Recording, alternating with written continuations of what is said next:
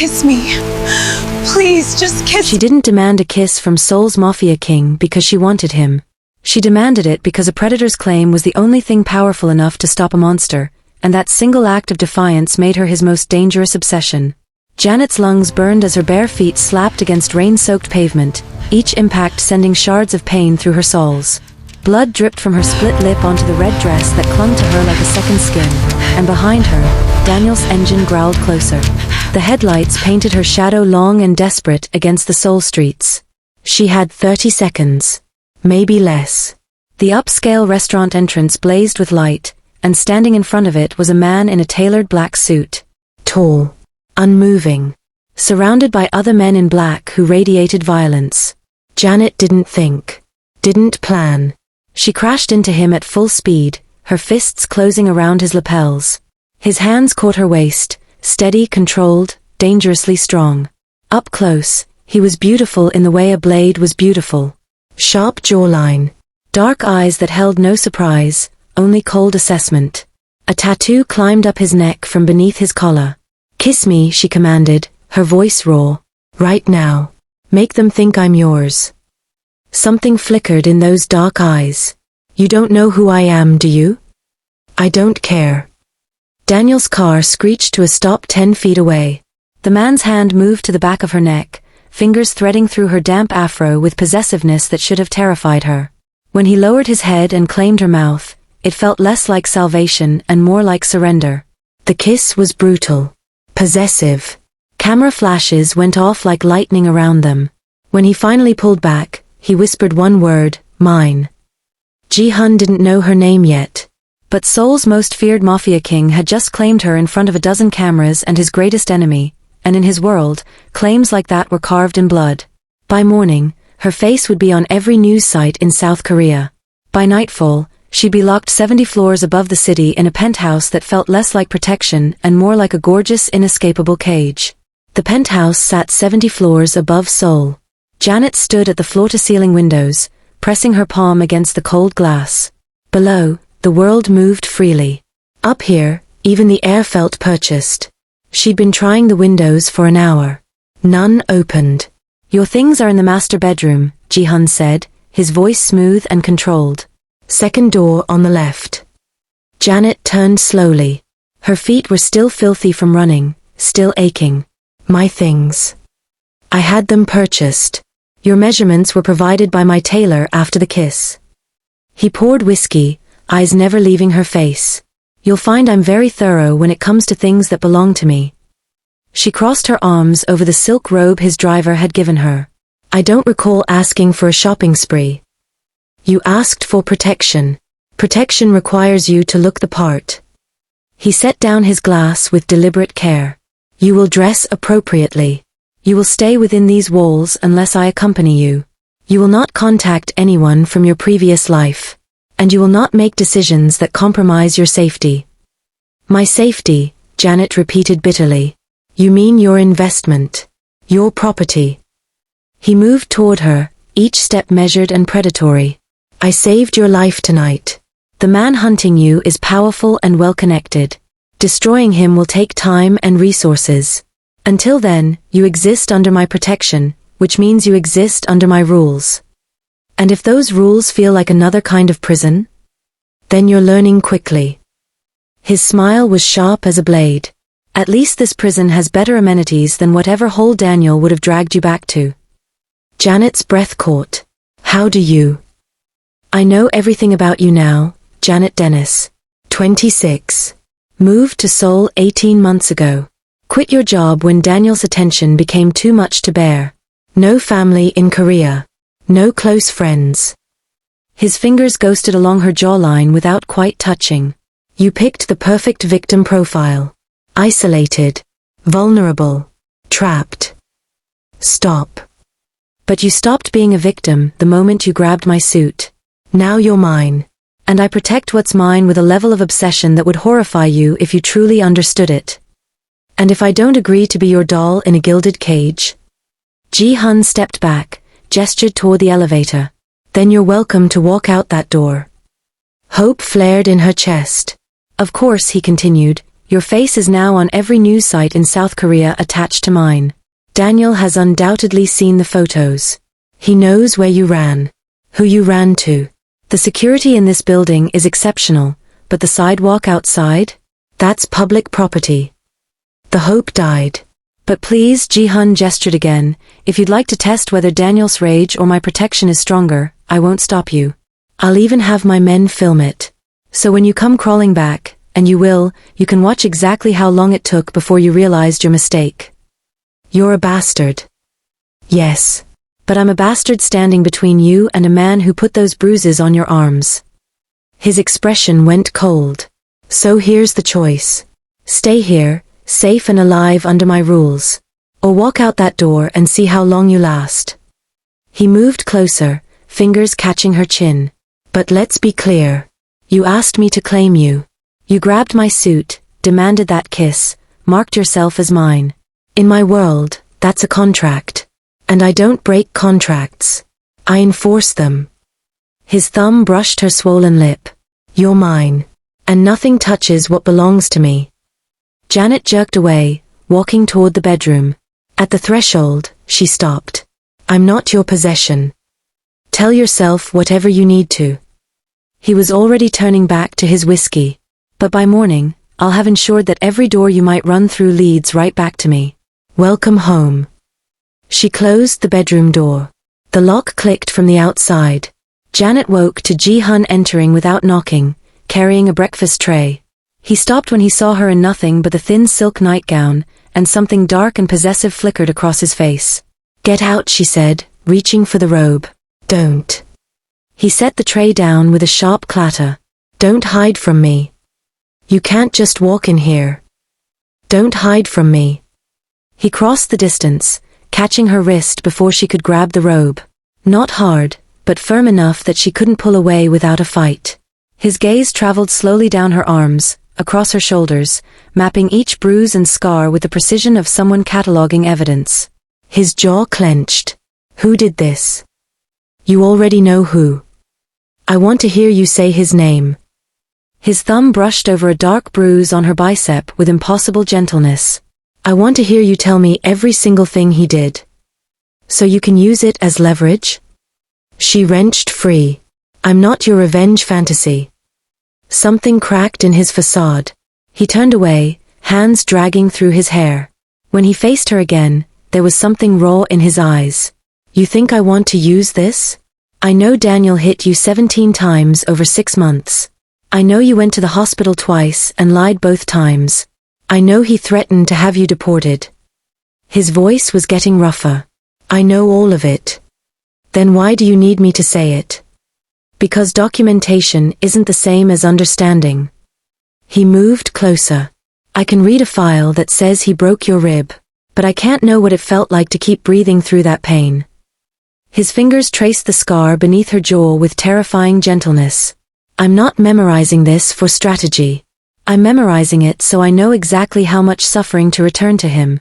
So when I destroy him, and I will destroy him slowly and thoroughly, I can make sure he feels every single thing he made you feel, multiplied by 1,000. You're talking about torture. I'm talking about justice. His voice dropped. He marked you, scarred you. So yes, I'm going to make him suffer. And I'm going to make sure he knows exactly why. You're just like him. She regretted it immediately. Ji Hun went absolutely still. When he spoke, his voice was deadly soft. Say that again. Tell me how providing you with safety and protection is the same as the man who beat you. You locked me in this room. You took away my choices. To keep you alive. His hand gripped her chin, forcing her to meet his eyes. Daniel wants you dead or broken. I want you safe. If you can't see the difference, then you're more damaged than I thought. Let go of me. For a long moment, he didn't move. Then slowly, he released her and stepped back. No one touches you again, he said. No one hurts you. Not him. Not anyone. Do you understand me? She should have argued.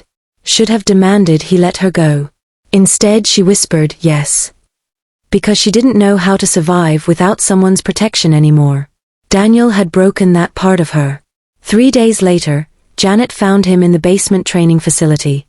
She'd stolen his keycard, left carelessly in an open drawer, and descended into a part of his world few people saw. Ji Hun stood at the shooting range, firing at targets with perfect precision. He knew she was there. If you're going to sneak into restricted areas, he said without turning, at least learn to move quietly. What do you want, Janet? To stop feeling helpless. You want me to stay in that penthouse like some fragile thing. I'm not fragile. And I won't be useless. He finally turned. You think learning to shoot makes you less vulnerable? Would you stop me if I tried to escape? No. I'd let you get to the ground floor. Let you think you'd escaped. Then I'd have my men bring you back, and we'd have a very different conversation about consequences. His smile was cold. Pick one. She chose a smaller pistol. It felt foreign and terrifying. Scared? He asked. Yes. Good. Fear keeps you careful. He moved behind her, close enough that she felt his breath against her neck. But fear doesn't keep you alive. Skill does. The willingness to pull the trigger when everything in you wants to hesitate. His hands found her hips, adjusting them. Feet shoulder width apart. They spent an hour in that basement. By the end, she'd hit center mass 7 times out of 10. Better, he said. But you're still thinking too much.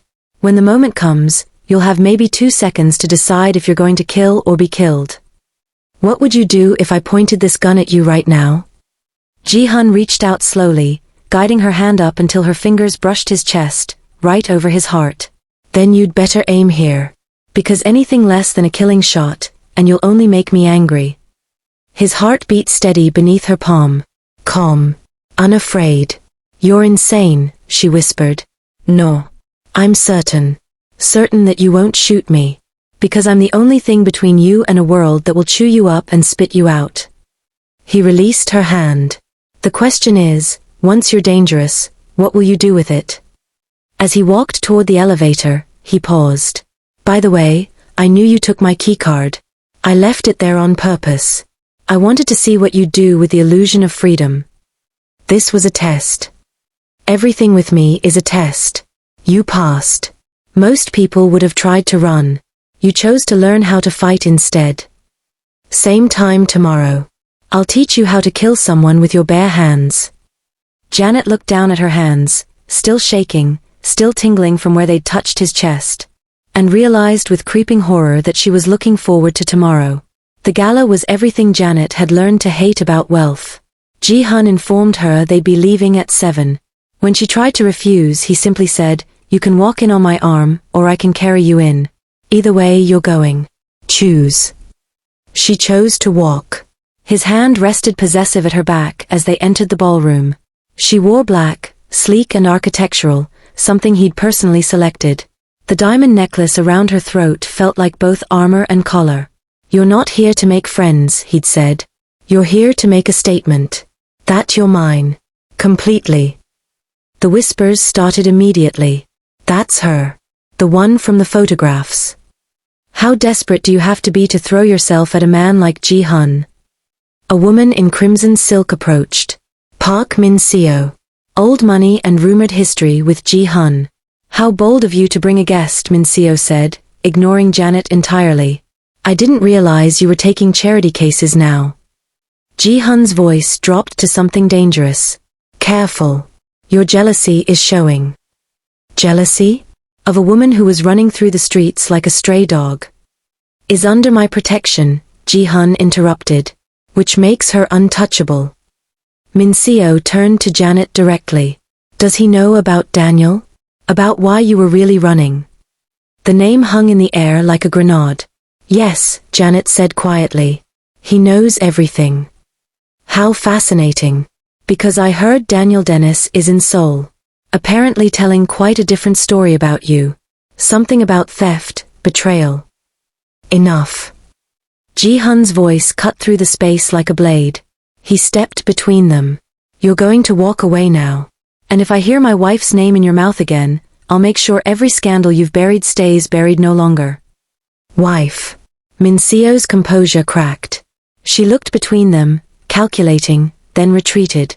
Wife. Janet grabbed his arm, nails digging into fabric. Would you prefer I let them question your legitimacy? You're either claimed completely or you're fair game. There's no middle ground. You could have warned me. You would have argued. So I made the choice for you. He pulled her closer. We'll make it legal next week. My lawyers are already drawing up papers. I didn't agree to this. You agreed the moment you grabbed my suit. Everything since then has just been paperwork. Across the ballroom, she caught sight of Daniel. He stood near the entrance, eyes locked on her with an intensity that made her skin crawl. He looked thinner, harder, with dark circles that spoke of sleepless nights. Ji Hun followed her gaze and went still. Is that him? Yes. She felt the change in him, the way his body coiled, deciding whether to kill Daniel here or wait for a more private venue. How long has he been watching us? I just noticed him. He came here for you. Let's give him something to see. Ji Hun cupped her face and kissed her. Not the brutal kiss from the street. This was slower, deeper. The kind that looked like love to anyone watching. And he made sure it lasted long enough for Daniel to see every second. When he pulled back, his eyes were dark. Do you trust me? No. Smart girl. But you're going to stay at my side for the rest of the night. Because the alternative is letting him think he still has a claim on you. They moved through the ballroom, Janet watching Daniel's expression crumble. By the time they left, Daniel had disappeared. My men are following him, Ji Hun said in the car, showing her his phone. Security footage, credit records. He's been documenting your life for months. Planning to have you arrested, frame you for embezzlement. Have you deported or imprisoned? Janet's hands shook. Can he still do that? No. Because now you're my wife. And anyone who tries to touch my wife will find themselves dealing with me. Daniel will learn that lesson very soon. You're going to kill him. Eventually. But first, I'm going to destroy everything he's built. His reputation, business, freedom. When he's lost everything, when he's desperate and broken, then I'll kill him. You're a monster. Yes. But I'm your monster now. And that's the only thing keeping you alive. Janet found the medical files on Ji Hun's desk 2 days later. The door was standing open, another test, she realized. The folder sat in the center of his desk. Janet Dennis, medical/psychiatric confidential. Hospital records. Police reports never filed. Photographs of injuries she'd hidden. X-rays. Psychiatric evaluations she'd never consented to. And at the bottom, submitted, all major news outlets, Seoul police. The news broke that afternoon. Daniel's face filled the screen. Allegations of assault, abuse, criminal coercion. Her photographs, blurred but recognizable, displayed as evidence. His company's stock plummeted. Arrest warrants were being prepared. And she'd never given permission for any of it. Ji Hun arrived to find her surrounded by scattered papers, rage on her face. You should be relieved, he said carefully. Relieved? You violated me. I protected you. By stealing my trauma? By taking the most painful parts of my life and broadcasting them without my consent. Her voice rose. It's my body, Ji Hun. My pain, my scars, my choice. And now they're entertainment for millions because you decided my privacy was worth less than your revenge. It's not revenge. He was planning to come for you. To have you arrested on fabricated charges. I had to move first. Then you tell me. You give me the choice. Her voice broke. You let me decide how my trauma gets deployed instead of playing God with my life. You would have said no. And there is no other way. The only thing powerful enough to destroy him was the truth of what he did to you. That wasn't your decision to make. Every time you take a choice away, you're doing exactly what he did. Different methods, same result. I have no control. Ji Hun ran a hand through his hair, frustrated. I was trying to spare you from having to relive it in court. That wasn't your decision to make. My pain is mine. My story is mine. And you stole it from me. Her voice dropped. I grabbed your suit because I had no choice. But every day since, you've been taking choices away. Different cage, different monster, same lack of freedom. The silence was suffocating. "What do you want me to do?" he finally asked. "I want you to see me as a person, not a possession. I want you to ask before you weaponize my pain again. I don't know how to protect someone without controlling them." "Then learn. Or let me go." His face went cold. "I can't let you go. Because the moment I submitted that evidence, I painted a target on your back. Every enemy Daniel has knows you're the reason he's being destroyed. And the only thing keeping them from coming after you is the fact that you're mine. So no, I won't let you go. You can hate me for it. But at the end of the day, you're alive because I'm making the hard choices. Choices I should be allowed to make myself. And if you make the wrong choice?" You went back to him 17 times, Janet. "So forgive me if I don't trust your judgment." The words hit like a physical blow. Because he was right. "I want you to see me as a person," she whispered. Ji Hun stared at her, something complicated in his eyes. "I'll try. But understand, I will always prioritize your safety over your comfort. Your survival over your agency. Because I can live with you hating me. I cannot live with you dead." It wasn't an apology. It was a warning. "Get out," she said. He walked to the elevator. Before the doors closed, he looked back. "The file was a test. I left the door open to see what you'd do. You failed.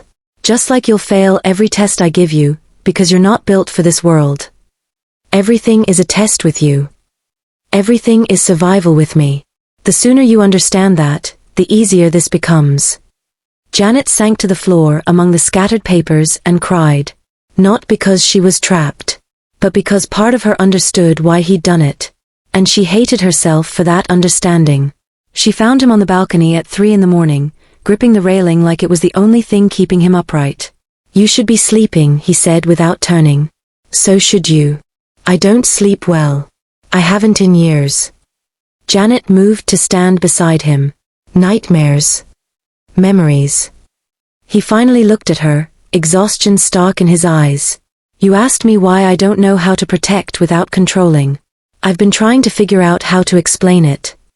He took a breath. "I had a sister. Younger. Min Seo. She was 17 when my father's enemies took her to get to him." Janet's breath caught. "They sent her back in pieces over 6 weeks. Every time we tried to negotiate, they hurt her worse. My father did everything right, followed every rule. And she died screaming my name because I'd promised I'd save her." The image was visceral, horrible. "I was 22. My father taught me that protection through negotiation was weakness. That the only way to keep people safe was to control every variable, eliminate every threat before it materialized. He said if I'd been harder, Min Seo would still be alive. That's not. It is. Because after she died, I became exactly what he wanted. Cold. Calculating. Ruthless. And do you know how many people under my protection have been killed since then? How many? 0. Not one. Not a single person in 13 years because I don't negotiate, I don't wait, and I don't give my enemies the chance to act first. You've also imprisoned people. Controlled them. Yes. Better imprisoned and alive than free and dead. So you became cold. I became effective. I built an empire where no one could touch the people under my protection." His voice dropped. "And I've kept everyone I care about alive. Until you." "I'm alive. Because you grabbed my suit, not because I protected you. You were running through the streets bleeding, seconds from being dragged back, and I couldn't stop it because I didn't know you existed yet." His hand lifted toward her face, then dropped.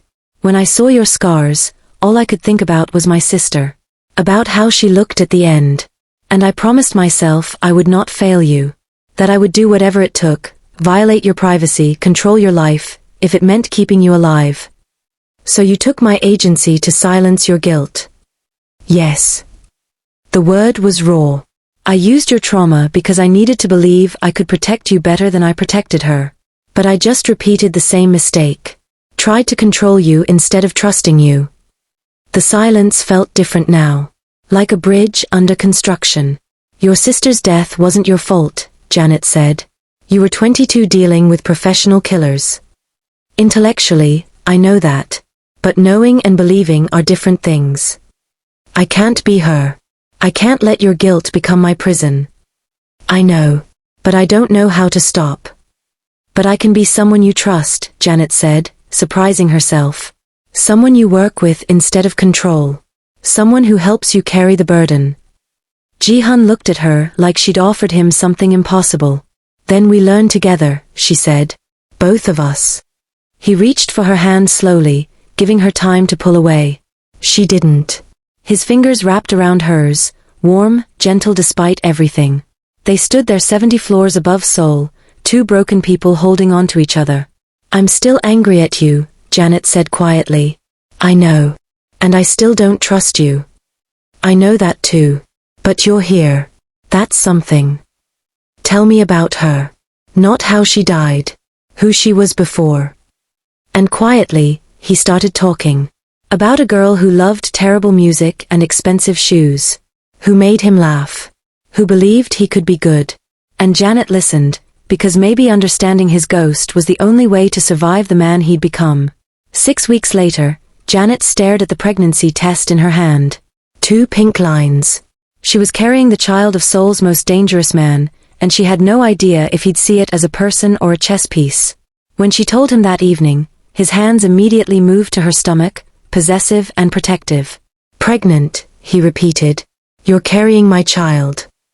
Yes. His voice shifted into that authoritative tone. We'll see my doctor. Today. We'll need to run full panels. Ji Hun. He looked up, and she saw it, the fear beneath the control. Terror that something might happen to this child like it had happened to his sister. I need you to remember, this baby isn't a strategy. It's not something for you to control. I know that.